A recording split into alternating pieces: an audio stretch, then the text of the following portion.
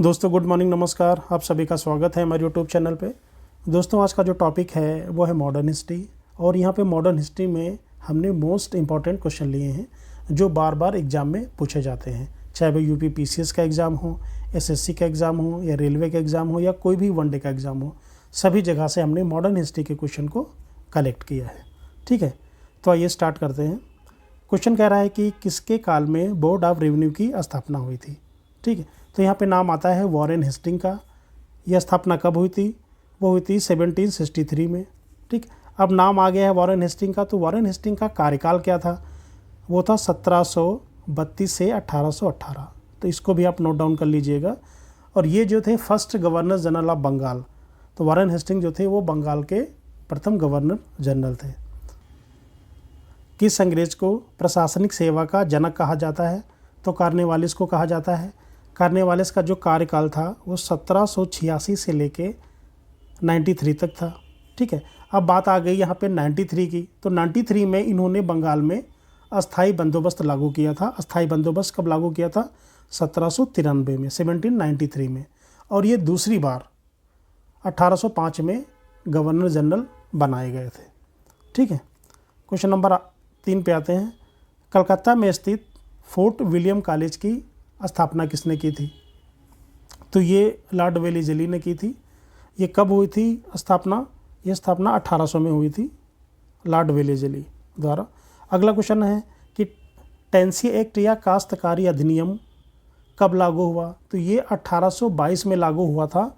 कहाँ पर? ये बंगाल में लागू हुआ था। ये बंगाल में लागू हुआ था। ये इसका काम क्या था? ये जो रैयत के अधिकारों की सुरक्षा के लिए इसको लागू किया गया था। अगला क्वेश्चन है बैरकपुर में सैन्य विद्रोह कब हुआ था? यह 1824 में हुआ था। किस गवर्नर जनरल का कार्यकाल शिक्षा सुधारों के लिए माना जाता है? तो ये विलियम बेंटिंक हैं जो शिक्षा के लिए जाने जाते हैं। कलकत्ता मेडिकल कॉलेज की स्थापना कब और किसने की थी? तो ये 1835 में विलियम बेंटिंक ने की थी। बाल हत्या पर प्रतिबंध कब लगाया गया था? ये लगाया गया था 1830 में, लेकिन किसके द्वारा? लॉर्ड विलियम बेंटिंक के द्वारा लगाया गया था।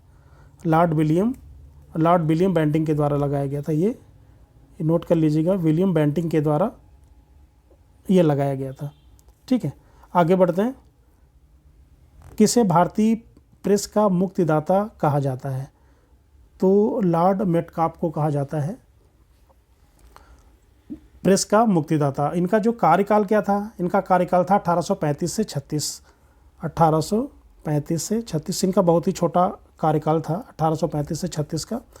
अगला क्वेश्चन है इनाम कमीशन की स्थापना किसने की थी? ये डलहौजी ने की थी। जो इनाम कमीशन था, इनाम कमीशन की स्थापना डलहौजी ने की थी 1852 में। 1852 में इन्होंने इनाम कमीशन की स्थापना की थी। ठीक है, अगर डलहौजी का नाम आया है तो डलहौजी का भी आपको पीरियड याद होना चाहिए। 1848 टू 56, यानी 1848 से 56 इनका कार्यकाल था। ठीक है, अगला क्वेश्चन है किस कर व्यवस्था के अंतर्गत किसानों से उपज का 50% वसूल किया जाता था? ठीक है, किसानों से उपज का 50%। ठीक, तो वो रैयतवाड़ी व्यवस्था थी। तो कहीं पे 50% है तो कहीं पे 51% है आता है। तो ज़्यादातर 51% लिख के आता है। तो यहाँ पे जो एक रैयतवाड़ी व्यवस्था थी, और ये कब स्टार्ट हुई थी? 1792 में ये स्टार्ट हुई थी, 1792 में स्टार्ट हुई थी। इसके साथ साथ एक महलवाड़ी व्यवस्था थी जो 30% क्षेत्र पे थी, और अस्थाई बंदोबस्त जो थी वो 19% थी। आगे बढ़ते हैं। नरबली प्रथा का अंत किस गवर्नर जनरल के काल में हुआ था? नरबली जो प्रथा था उसका जो अंत था किस गवर्नर जनरल के काल में हुआ था? तो लॉर्ड डलहौजी। ठीक है, भारत से ब्रिटेन की ओर संपत्ति के अपवहन का सिद्धांत जो था वो दादा भाई नौरोजी, जिनको हम great old man of India या भारत का वयोवृद्ध के नाम से भी जाना जाता है। ठीक है, अगला क्वेश्चन है भारत में टेलीग्राफ लाइन या टेलीफोन आप यहाँ पे कह सकते हैं, टेलीफोन लाइन किसके द्वारा शुरू की गई थी? तो ये डलहौजी के द्वारा शुरू की गई थी, जो कलकत्ता से आगरा के बीच में, कलकत्ता से आगरा के बीच में। और कब की गई थी? तो उसका जो टाइम आता है वो 1854। ठीक है। अगला क्वेश्चन है, भारत में पहली सूती वस्त्र मिल, भारत में पहले जो सूती वस्त्र जो मिल थी वो कहाँ स्थापित की गई थी? मुंबई में। कब की गई थी? 1854 में। ठीक है, आगे बढ़ते। भारत के अंग्रेजों की लूट किस महत्वपूर्ण घटना के बाद हुई थी? वो प्लासी का युद्ध हुआ था 1757 में। उसके बाद भारत में प्रथम रेलवे लाइन किसने बिछाई? अब ये क्वेश्चन आ गया यहाँ पे, जो भारत में जो प्रथम रेलवे लाइन किसने बिछाई थी? तो ये तो जॉर्ज जो क्लार्क हैं, ये इंजीनियर थे जब इन्होंने बिछाई थी। और कब बिछाई गई थी ये? 1843 में, 1843। कहाँ से कहाँ तक? बॉम्बे से थाने के बीच में बिछाई गई थी। अगला क्वेश्चन है, भारत में ब्रिटिश भू राजस्व प्रणाली का अधिक लाभ किसे प्राप्त होता था? भारत में ब्रिटिश भू राजस्व प्रणाली का अधिक लाभ किसे प्राप्त हुआ? वो जमींदार को प्राप्त हुआ। अगला है, किसके द्वारा बंगाल व बिहार में अस्थायी बंदोबस्त का शुभारंभ किया गया? बंगाल व बिहार में, यहाँ पे जो बात आ रही है ना, पहली बार कहाँ पे?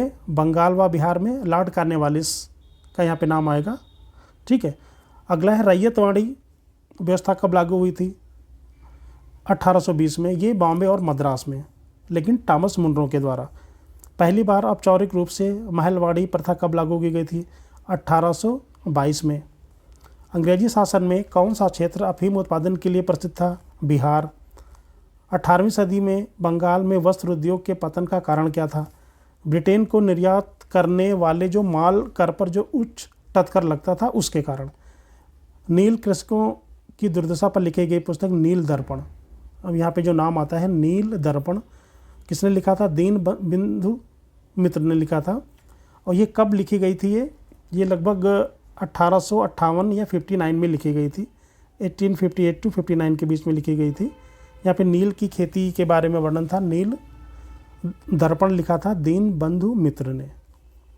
अंग्रेजों द्वारा प्रथम कहवा बागान कहाँ लगाए गए थे? वायनाड जनपद में। भारत में अंग्रेजों के समय प्रथम जनगणना किसके काल में हुई थी? तो जो प्रथम जनगणना थी वो लॉर्ड मेयो के काल में हुई थी।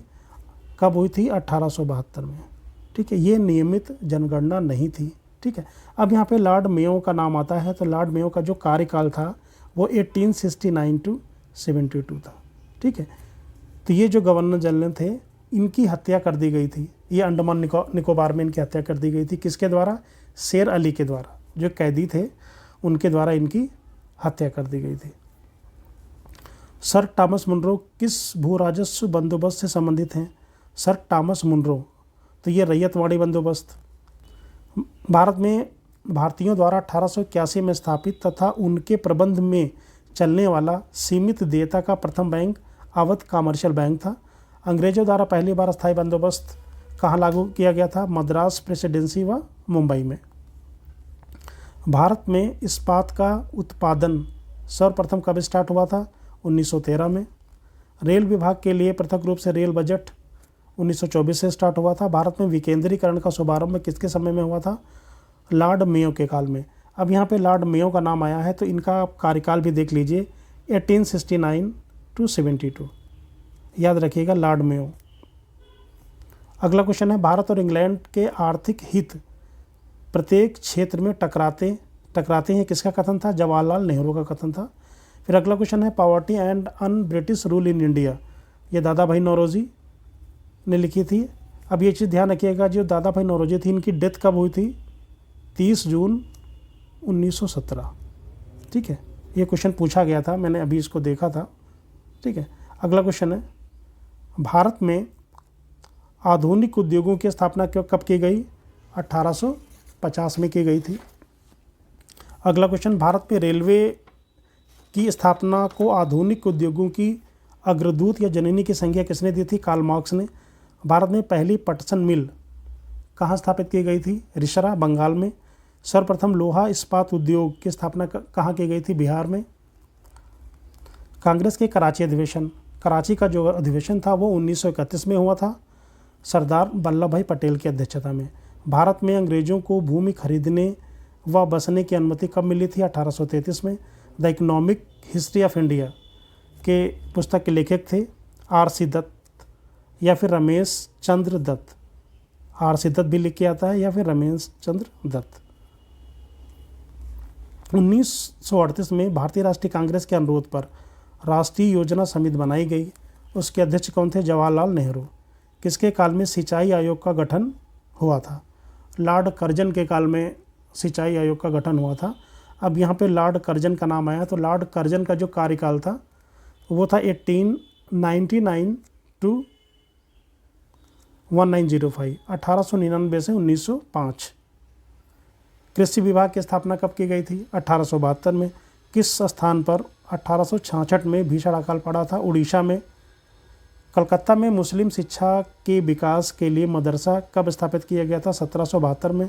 पहले समाचार पत्र बंगाल गजट का प्रकाशन कब हुआ था? तो इसका जो प्रकाशन था वो 1780 में हुआ था। ये जो अखबार था, ये वीकली था, वो इंग्लिश में था, ठीक है। और इसका जो नाम आता है जेम्स हिक्की, उनके द्वारा स्टार्ट किया था। बंगाल गजट इंग्लिश में था और जेम्स हिक्की का नाम आता है, ठीक। गीता का अंग्रेजी में अनुवाद विलियम्स विल्किंस ने किया था। बिजली संचालित तार सेवा पहली बार कहाँ आरंभ हुई थी? बिजली संचालित तार सेवा पहली बार कलकत्ता और आगरा के बीच में स्थापित हुई थी। बनारस संस्कृत विश्वविद्यालय के संस्थापक थे जोनाथन डंकन। प्रशासनिक व्यवस्था के आधार पर डलहौजी ने कौन सा राज्य ब्रिटिश साम्राज्य में मिला लिया था? तो कई सारे राज्य इन्होंने मिला लिए थे। तो यहाँ पे ऑप्शन के हिसाब से जो नाम आया था वो अवध था, बाकी और जैसे सतारा था, झांसी था, नागपुर था। तो अवध जो हुआ था वो 1856 में हुआ था, मिलाया गया था। और यहाँ पे ऐसे नाम आ गया डलहौजी का। तो डलहौजी का जो कार्यकाल है वो 18 से 48 से लेके 56, मैंने पहले भी आपको बताया था। तो उसके बाद कभी कभी पूछा जाता है कि सतारा का भी विलय हुआ था, वो कब हुआ था? वो 1848 में हुआ था। सतारा के बाद जैसे झांसी का नाम आता है, तो झांसी कब हुआ था? झांसी हुआ था 1853 में। और नागपुर हुआ था 1854 में, ठीक है। भारत में आधुनिक शिक्षा प्रणाली की नींव कब पड़ी थी? 1835 में पड़ी थी।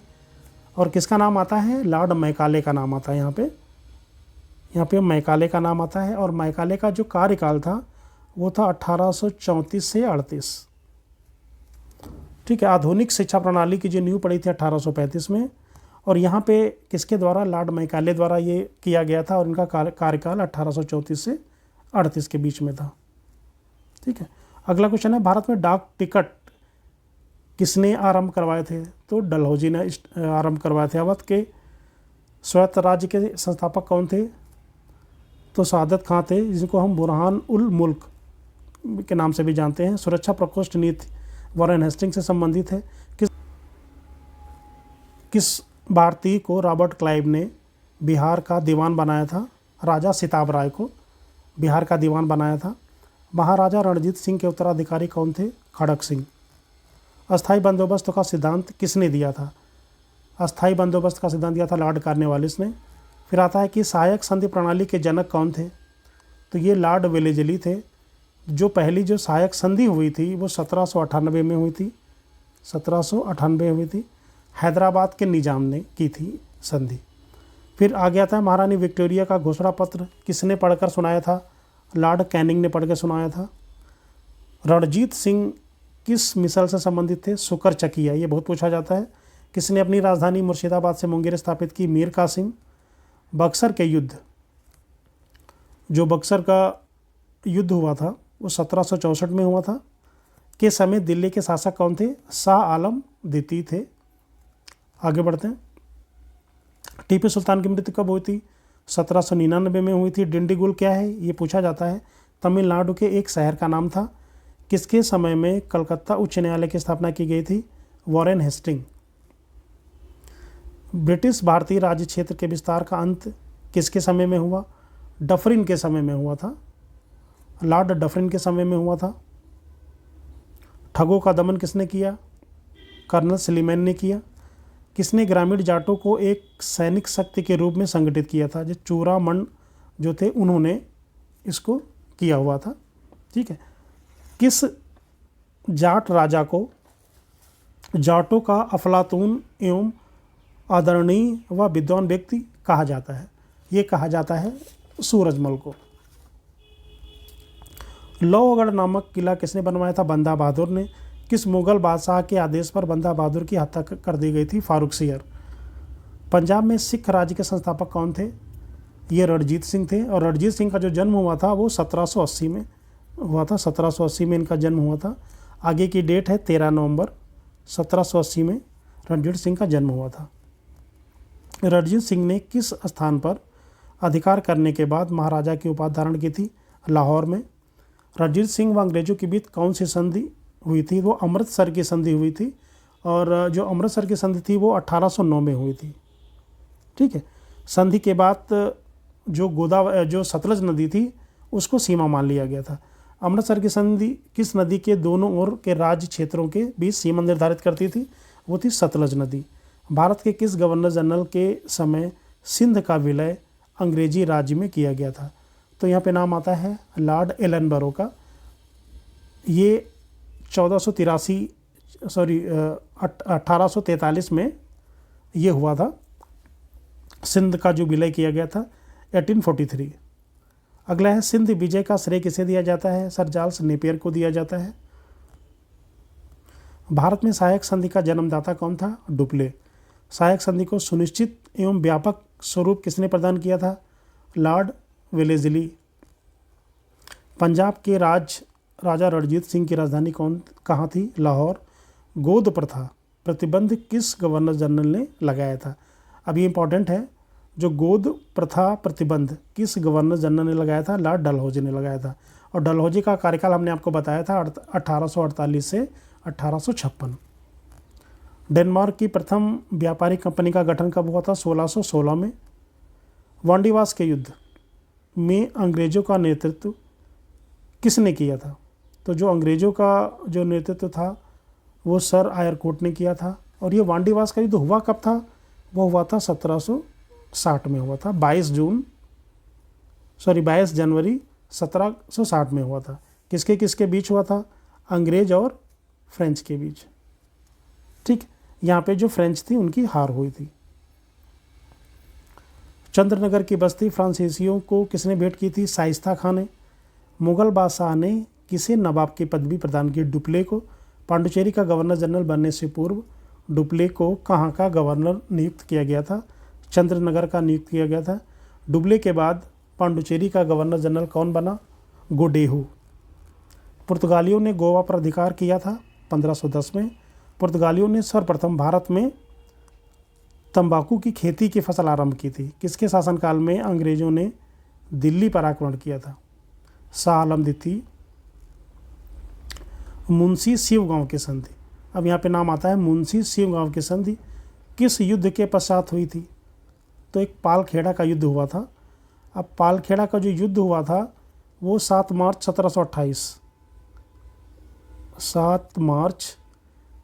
1728, ये चीज़ आपको नोट डाउन करना है। ये निज़ाम और मराठों के बीच में हुई थी। किसके किसके बीच? निज़ाम और मराठों के बीच हुई थी। उसके बाद नाम आता है कि संगोला की संधि, तो संगोला की जो संधि थी वो 1750 में हुई थी।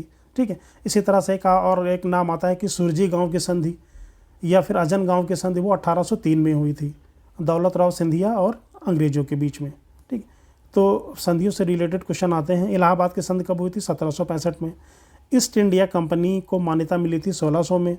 पांडिचेरी की स्थापना हुई थी 1674 में। पांडिचेरी की स्थापना किसने की थी? फ्रांसिस मार्टिन ने की थी। अंग्रेजों ने पांडिचेरी को फ्रांसीसियों से कब छीना? 1761 में। एक बहुत पूछा जाता है। रॉबर्ट क्लाइव का उत्तराधिकारी कौन था? Warren Hasting. भारत का प्रथम गवर्नर जनरल कौन था? लॉर्ड विलियम वेंटिंग। राज्य हड़प नीति या राज्यक्षय किसके द्वारा लागू की गई थी? लॉर्ड डलहौजी के द्वारा लागू की गई थी। फिर आ गया राज्य हड़प नीति के अंतर्गत कौन कौन से भारतीय राज्य कब्जे में लिए गए? ठीक है। तो ये थोड़ा सा आप नोट डाउन कर लीजिएगा। जैसे झांसी का नाम आता है, अभी हमने जिक्र किया था। झांसी, नागपुर, सतारा, जयपुर, अवध, संबलपुर। तो जैसे झांसी की अगर हम बात करते हैं, हमने बोला था कि ये 53 में इसका हुआ था। ठीक है। नागपुर 54 में हुआ था।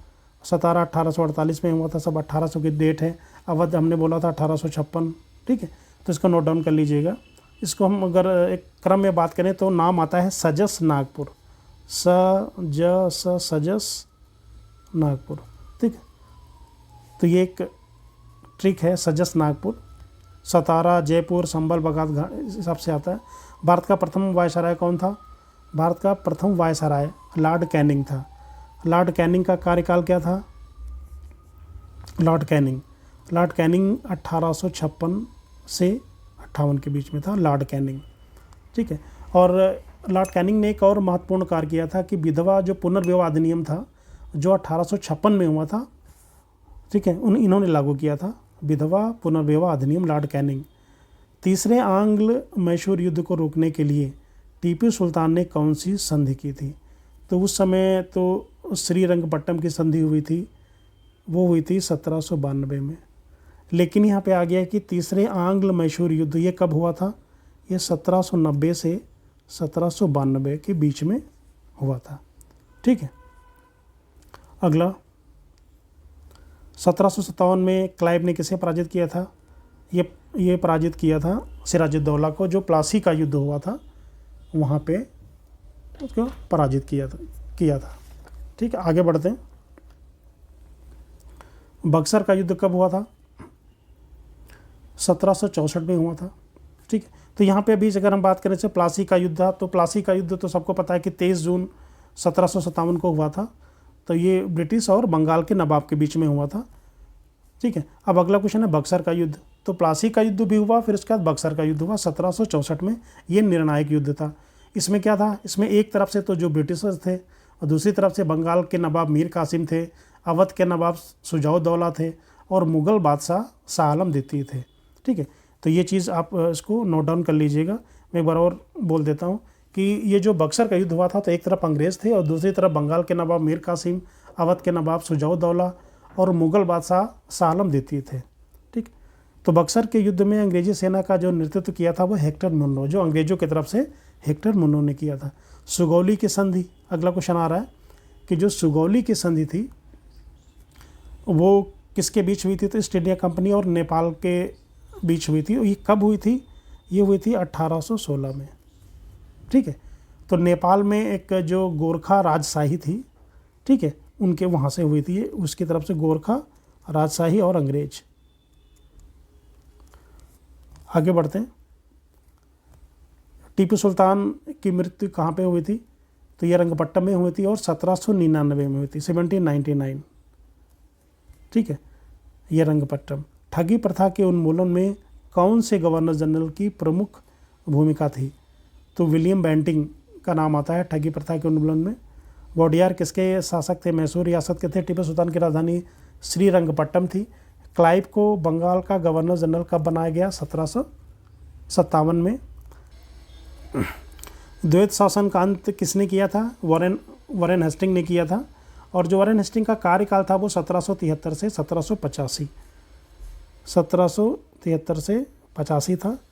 और ये बंगाल के पहले गवर्नर जनरल थे। ठीक है, अंग्रेज़ों का सबसे अधिक विरोध किया था मराठों ने। वह पुर्तगाली कौन था जिसने गोवा पर अधिकार किया था? Alfonso de Albuquerque. Vasco da Gama Bharat कब आया था? 1498 में आया था और ये पुर्तगाल का रहने वाला था। वास्को डी गामा भारत के किस स्थान पर उतरा? कालीकट। वास्को डी गामा कहाँ का रहने वाला था? पुर्तगाल का। किस अंग्रेज ने सम्राट जहांगीर के दरबार में आकर भेंट की थी? तो वो थे सर टॉमस रो। कब आया था ये आया था 1616 में। 1616 में आया था जहांगीर के दरबार में। गोवा, दमन व दीप का उपनिवेशीकरण किसके द्वारा किया गया था? पुर्तगालियों के द्वारा। अंग्रेज़ ने अपनी प्रथम कंपनी लगाने के लिए किससे अनुमति मांगी थी? जहांगीर से। फिर अगला क्वेश्चन है, अंग्रेज़ों ने अपनी प्रथम फैक्ट्री कहाँ लगाई? जो पहली फैक्ट्री थी वो उन्होंने सूरत में लगाई थी 1613 में। और भारत के समुद्री मार्ग की खोज किसने की थी? वास्को डी गामा ने। तृतीय कर्नाटक युद्ध की संधि का नाम क्या था? जो तृतीय कर्नाटक युद्ध हुआ था उसका नाम क्या था? वो नाम था पेरिस की संधि। जो पेरिस की संधि हुई थी वो कब हुई थी? 1763 में। जिस संधि के बाद जो कर्नाटक का जो तीसरा युद्ध था वो खत्म हो गया था, यानी समाप्त हो गया था। लेकिन यहाँ पे बात आती है कि जो कर्नाटक का जो तीसरा युद्ध था वो कब हुआ था। वो होता 1758 से 63 के बीच में, 1758 से 63 के बीच में हुआ था। फिर पेरिस की जो संधि हुई थी उसके बाद युद्ध समाप्त हो गया। वास्को डिगामा के कालीकट पर उतरने का पर उसका स्वागत किसने किया था? कालीकट के राजा जमोरिन ने। ब्रिटिश के साथ बेसिन की संधि, बेसिन नाम आता है, कहीं की वसीन की संधि का नाम आता है, वसीन की संधि किस पेशवा ने की थी? तो यहाँ पे जो पेशवा का नाम आता है वो बाजीराव द्वितीय, और ये जो संधि हुई थी वो हुई थी 1802 में। ठीक है। किस पुर्तगाली ने नीले पानी की नीति अपनाई थी? फ्रांसिस्को डी अल्मेडा ने। भारत में पुर्तगाली साम्राज्य का संस्थापक किसे माना जाता है? अल्फांसो डी अल्बुकर्क को। पुर्तगालियों का भारत का पहला governor Francisco de Almeida. Bharat आने वाला प्रथम डच नागरिक कौन था? कार्नेलिस। डचों ने गोवा पर आक्रमण कब किया था? 1649 में।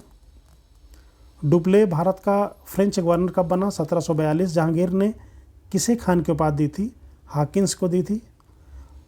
आगरा व सीकरी पहुंचने वाला अंग्रेज व्यापारी कौन था? Rolf Fitch. डचों ने अपनी पहली फैक्ट्री 1605 में कहाँ स्थापित की थी? मछलीपट्टनम में। भारत का कौन सा नगर द्वीप पर निर्मित है? मुंबई। पुर्तगालियों ने पहली व्यापारिक कोठी कहाँ खोली? कोचीन में। अंग्रेजों ने अपनी पहली फैक्ट्री कब लगाई थी? 1612 में लगाई थी। किस शासक ने ईस्ट इंडिया कंपनी को दीवानी प्रदान की थी? शाह आलम द्वितीय ने। भारत में पहली बार मुद्रण मशीन का जो स्थापना किसने की थी? पुर्तगालियों ने। इंटरलोपर्स कौन थे? ये थे अनाधिकृत व्यापारियों के रूप में जो समुद्री लुटेरे थे उनको बोलते थे, यानी जो घुसपैठिए होते थे उनको बोला जाता था। उस समय भारत का बादशाह कौन था जब ईस्ट इंडिया कंपनी की स्थापना हुई थी? अकबर। किस वर्ष फ्रांस की सरकार ने भारत में स्थित फ्रांसीसी बस्तियों का अधिकार भारत सरकार को सौंपा था? 1954 में। वांडीवास का युद्ध कब हुआ था? 1760 में। और भारत की आर्थिक राजधानी क्या है? मुंबई शहर। दोस्तों, आशा करता हूँ कि ये लेक्चर आपको अच्छा लगा होगा। अगर अच्छा लगा है तो प्लीज़ कमेंट करके ज़रूर बताएं। अगर आपने अभी तक हमारे चैनल को सब्सक्राइब नहीं किया है तो सब्सक्राइब और शेयर ज़रूर करें। Thank you.